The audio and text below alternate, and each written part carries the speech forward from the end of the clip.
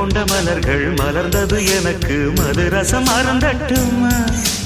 விடுகின்ற வரையில் முடிகின்ற வரையில் கவிதைகள் எழுதட்டுமா முத்தம் என்ற கடலில் முத்து குளிப்போமா அழகு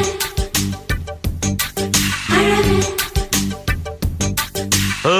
நீ நடந்தால் நடையழகு அழகு நெருங்கி வரும் இடையழகு அழகு வேலெறியும் விழியழகு